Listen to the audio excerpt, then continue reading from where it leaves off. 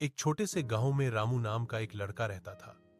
गांव इतना छोटा था कि वहां सपने भी अक्सर छोटे ही देखे जाते थे। रामू के पिता खेतों में मजदूरी करते थे और मां दूसरों के घरों में बर्तन मांजती थी।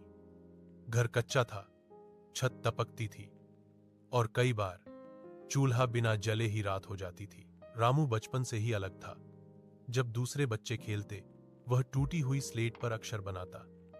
उसके पिता कहते, बेटा पढ़, लिखकर क्या करेगा, हमें तो आज की रोटी चाहिए।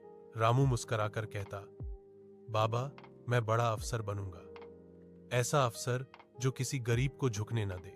गांव के सरकारी स्कूल में वह नंगे पांव जाता, किताबें उधार की होती। कई बार मास्टर जी भी कहते, इतनी गरीबी में पढ़ाई टिकती नहीं।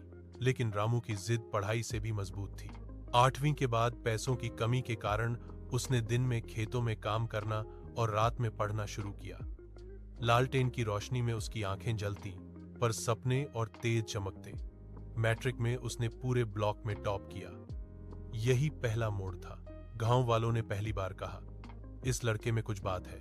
इंटरमीडिएट के बाद वह शहर गया। जेब में बस कुछ रुपए और दिल में बड़ा सपना। छोटे से कमरे में रहकर, कभी चाय की दुकान पर काम करके, कभी अखबार बांटकर उसने पढ़ाई जारी रखी।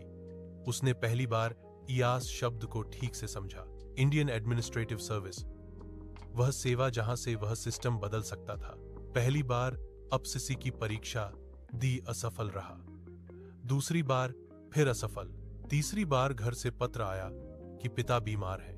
कई लोग वहीं टूट जाते हैं। रामू भी रोया, पर रुका नहीं। उसने खुद से कहा, अगर मैं हार गया तो मेरे जैसे लाखों बच्चों का सपना भी हार जाएगा। चौथे प्रयास में जब रिजल्ट आया तो